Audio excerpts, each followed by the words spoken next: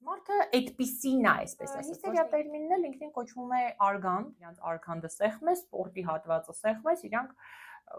ուշքի կգան, այսպես ասած, հույզերը մեկ սենց, մեկ են ծայրահեղություն, մեկ է ծայրահեղություն, մեկ են բևեռ, մեկ է բևեռ, դրամատիկ է պատմում, այսպես հուզված է պատմում, տեսեք հիստերիկներ կա, լաչառիկներ եւ քնքուշիկներ, խոշոր, շխշխկուն, զրնգուն, հիստերիկներին բնորոշ է հետեւյալ տեսակի սուտը, անիմաստ սուտ, շատ կարեւոր է, որ դիմացին ասի, օ, դու սեքսուալ ես, բայց հիստերիկների մոտ դա չի ստացվում, ցավոք սրտի, իրանք զգտում են հայտնիության ընդհանրապես, մնացած բոլոր դեպքերում իրանք չգիտեն, որ իրանք խնդիր ունեն, ցած ժամանակին չստացած սերը փորձում է այս ձևով վերցնել։ Ողջույն հարգելի հետևորդներ, այսօր խոսելու ենք հիստերիկ անձի մասին։ Շատ անգամ եմ տեսնում, որ հիստերիկ տերմինը ոչ պատեհ է օգտագործվում եւ հաճախ վիրավորական համատեքստում է օգտագործվում, բնականաբար ինչ-որ մեկին վիրավորելու միտումով։ Բայց եկեք հասկանանք հոգեբուժության տեսանկյունից ինչ է նշանակում հիստերիա, հիստերիկ անձ, ինչպես են նրանք իրենց դրսևորում, ինչ խնդիրներ կարող է առաջացնել այս խանգարումը անձի եւ իհարկե ինչպես օգնել։ Նախ ասեմ, որ հիստերիկ խանգարում դիագնոզը, ախտորոշումը ինքը հին է, որովհետեւ միկրոֆոնս նորմալ է աշխատում, հա։ Ժամանակակից ախտորոշման չափանիշներում կտեսնեք հիստրիոնիկ անձի խանգարում տերմինը, բայց իհարկե բովանդակությունը չի փոխվել դրանից։ Անձի խանգարումները որոնք են հարգելիներս, շատ հակիրճ ասեմ, անձի խանգարումները այն խանգարումներն են, որոնք նկատվում են մարդու մոտ, այդ դիսհարմոնիա, բնավորության դիսհարմոնիան, ադապտացիայի խանգարումները, այսինքն հարմարվողականության տարբեր խանգարումները նկատվում են մանկական հասակից շատ ավելի հաճախ դեռահասության տարիքից։ Մարդը այդպիսին է, այսպես ասած, ոչ թե ինքը հիվանդություն է, որ ստեղից սկսվում է, ստեղ ավարտվում է, այլ անձի տեսակն է այդպիսին, հա, դրա համար է կոչվում անձի խանգարում, այսպես ասած։ Հիստերիկ անձի խանգարումը իհարկե առաջինը առաջ է քաշել հոգեթերապիայի պապան Զիգմունդ Ֆրոյդը, եւ հիստերիա տերմինն էլ ինքնին կոչվում է արգանդ, թարգմանությամբ, ինչ է այսպես կոչվում, որովհետեւ կանանց մոտ է հաճախ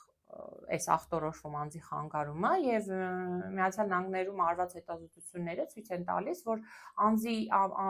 հասարակության 2-ից 2.5% տառապում է անձի այս խանգարման տեսակով ու մեծամասնությունը կանայք են։ Դրա համար են կանանց հաճախ ասում հիստերիկներ եւ այլն, հա, ինչպես հասկացաք, թարգմանաբար նշանակում է արգանդ, ինչ որովհետեւ ժամանակ կար մտածում են, երբ որ կանայք ընկնում են ինչ որ ուշագնացության, հա, դեմոնստրատիվ ինչ որ նոպաների մեջ, երբ որ իրանց արգանդը սեղմես, սպորտի հատվածը սեղմես, իրանք ուշքի կգան, այսպես ասած, սա թեթև ինչ որ պատմական ակնարկ, այսպես ասած, հին գրականություններից։ Եկեք հասկանանք ինչպես է իրեն դրսևորում հիստերիկ անձը։ Նախ հիստերիկ անձի վարքի համար անհրաժեշտ են հետևյալ 3 հոգեբանական գործոնները։ Այսինքն հիմքն են, հա, իր դեզադապտացիայի, դիսհարմոնիայի, էգոցենտրիզմը, երբ կենտրոնացում է ինքն իր վրա, ուրիշի անձը, հետաքրքրությունները եւ այլն, չի տեսնում ուրիշին, մենակ իրեն է տեսնում։ Երկրորդը էմոցիոնալ լաբիլություն, էմոցիոնալ փոփոխականություն, հույզերը մեկ սենց, մեկ են ծայրահեղություն, մեկ է ծայրահեղություն, մեկ են բևեռ, մեկ է բևեռ, եւ ինֆանտիլություն, մանկական վարք, չզարգացած հոգեկան։ Ու հիմա այս թվարկածս դրսևորումներում արդեն կնկատեք դա։ Ուրեմն շեշտված հուզականություն, ինչպես ասացի, հետևյալ գործոններն են, հետևյալ հոգեբանական դրսևորումներն ունի հիստերիկ անձը, ինչպես ասացի, փոփոխական հուզականություն, շեշտված հուզականություն եւ զգացմունքային թատերականություն, այսինքն տեսեք, երբ հիստերիկ անձը ինչ-որ մի բան է զգում, կամ ինչ-որ բան է ուզում պատմի, դրամատիկ է պատմում, այսպես հուզված է պատմում, կարծես թե բեմ է բարձրացել, նկարագրում է նույնիսկ ամենաանհետաքրքիր պատմությունը չափազանց հետաքրքիր ու բեմականացված ձևով։ Եվ շատ անգամ շեշտված հուզականությունը ինչի մասին է, երբ գիտես, որ այդ էմոցիան վառ ապրվելու ենթակա չի տվյալ իրավիճակում, բայց հիստերիկ անձը էմոցիան ապրում է շատ վառ, այդ հույզը, հա, տվյալ իրավիճակում։ Ուշադրության մշտական փնտրտուք հարգելիներս, սա երևի թե ընդգծված առանձնահատկություն է հիստերիկ անձանց, երբ մարդը անընդհատ ուշադրություն է փնտրում։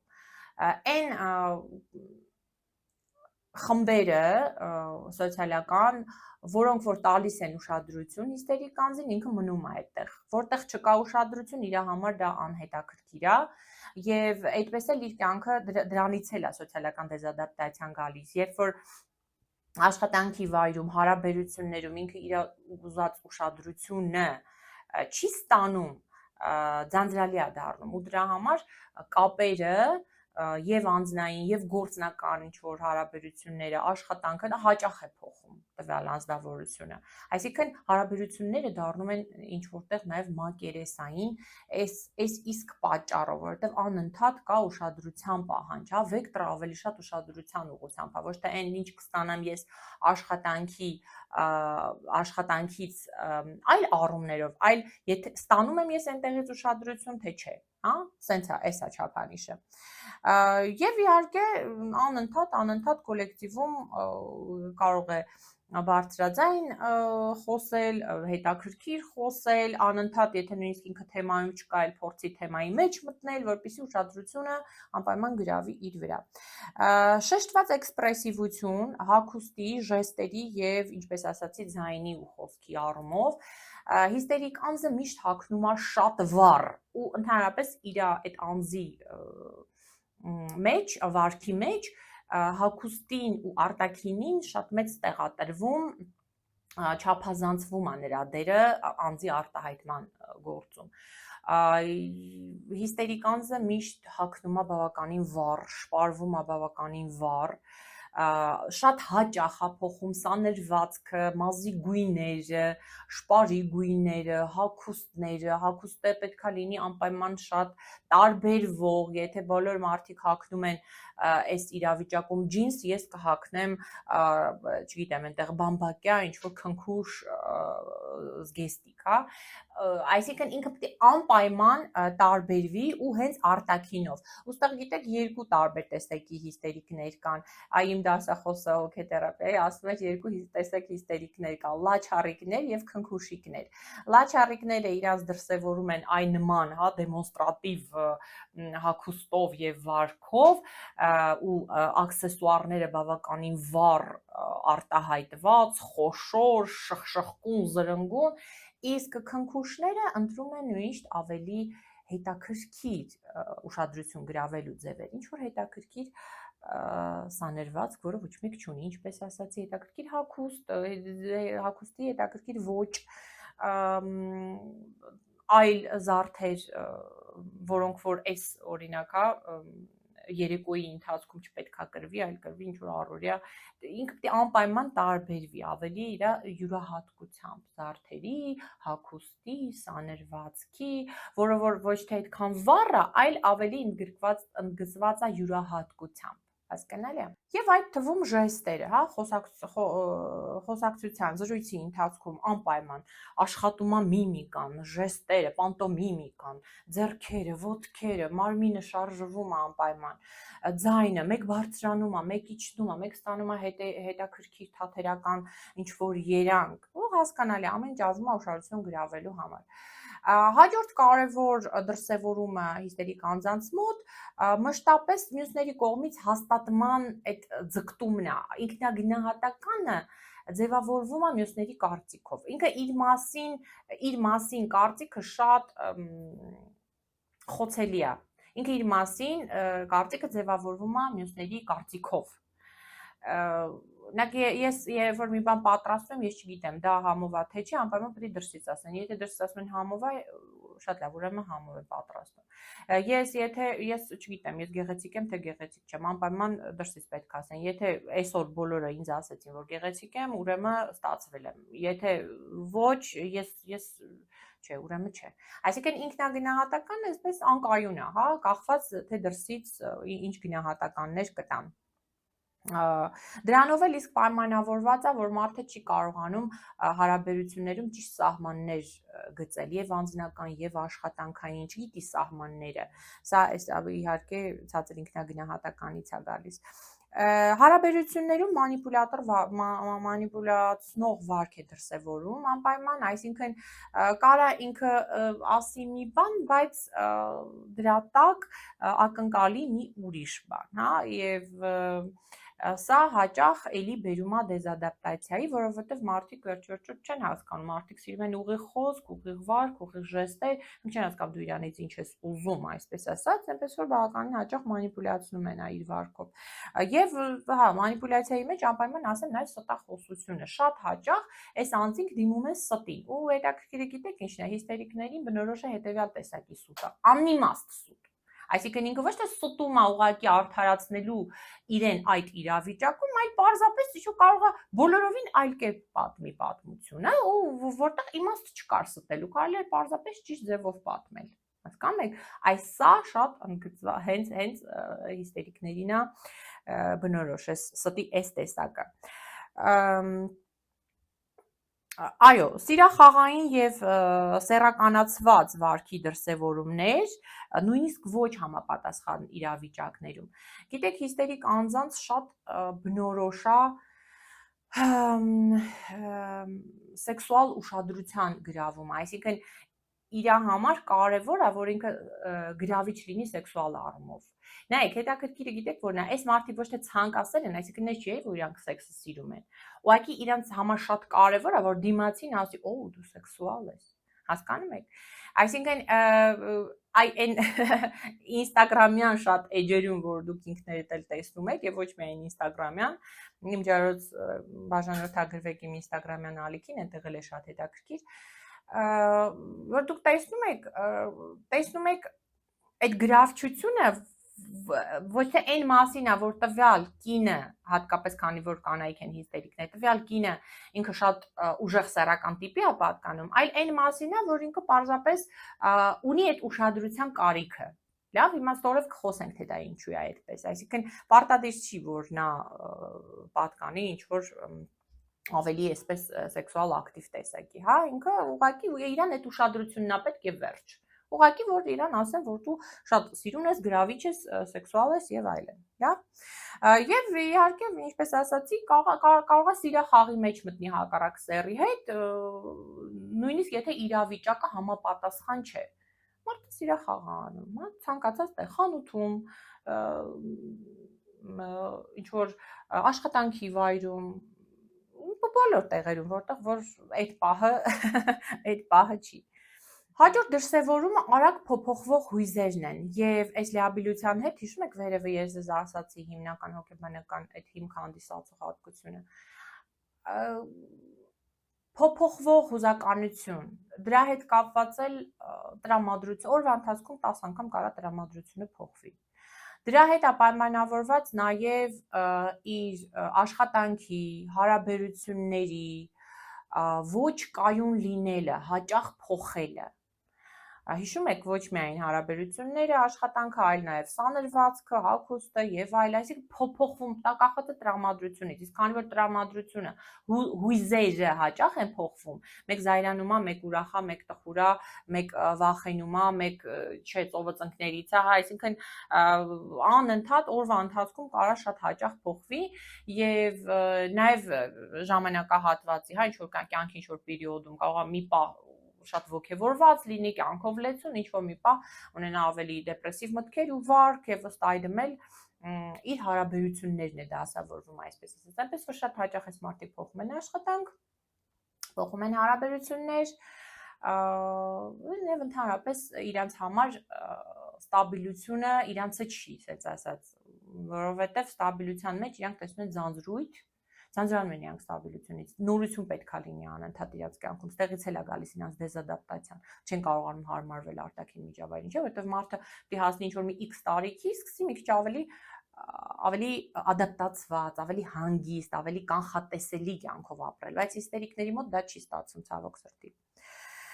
Եվ այս վերոնշյալ գծերը կարող են խիստ արտահայտված լինել, կարող են քիչ արտահայտված լինել, կարող են որոշները արտահայտված ընդհանրապես չլինել հիստերիկ անձանց մոտ, բայց գոյություն են դիագնոստիկ չափանիշներ, իհարկե, եթե դուք դիմեք հոգեբուժի հոգեթերապևտի, նա կախտորոշի, դուք հիստերիկ անձ եք պարզապես, թե պարզապես ունեք անձի գծեր, որովհետև յուրաքանչյուր կին, յուրաքանչյուր տղամարդ էլ ունի հիստերիկ անձի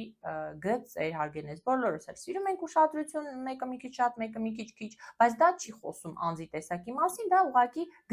գծերն են այդպիսին, հասկանալի է։ Եվ ես ասեմ, հիստերիկ անձանց մոտ հիվանդությունը զարգանում է այն ժամանակ, երբ իրանք ուշադրություն չեն կարողանում ստանալ, երբ այդ ձգտումը իրանց մոտ ճնշվում է, հա, իրանք կարող են գնալ դեպրեսիայի մեջ։ Դրա համար հիստերիկ անձինք շատ, բայց իրանք շատ լավ դրսևորվում են համապատասխան ճիշտ իրավիճակներում, օրինակ, երբ որ իրանք դառնում են դերասաններ, երգիչներ, երգիչ-երգչուհիներ, ինչ որ այլ, հա, հայտնի դեմ, իրանք ձգտում են հայտնիության ընդհանրապես, հա, դա իրանց տեղն է, իրանց կոմֆորտա, ձուկը ջրում ինչպես, որտեվ անդադ կա այդ ուշադրության հոսք, այնտեղ իրանք կարողանում են ռեալիզացվել։ Բայց եթե դու իրանց չես տալի այդ հնարավորությունը, իրանք ընկնում են դեպրեսիայի մեջ ու հաճախ իրանք հենց բժշկի դիմում են այդ ժամանակահատվածում կյանքի, երբ որ իրանց մոտ դեպրեսիա չի ստացվում դրսևորվել։ Մնացած բոլոր դեպքերում իրանք չգիտեն, որ իրանք խնդիր ունեն, որ իրանք հիստերիկ են, այսպես ասած։ Հոգեվերլուծության տեսանկյունից, քանի որ առաջ է քաշել Ֆրոյդը, առաջինը հիստերիկ անձը ձևավորվում, հիստերիկ անձը մշտապես ունի սիրո կարիք, որովհետև մանկուց սեր չի ստացել ու չի բավարարվում այդ սիրով, հասկանում եք, եւ այդ ուշադրության ձգտումը, իր մոտ ուշադրություն վերցնելու ձգտումը, իր մոտ սեր վերցնելուն է հավասար, այսպես ասած, ինքը ուշադրությունը հասկանում է ոնց որ սեր,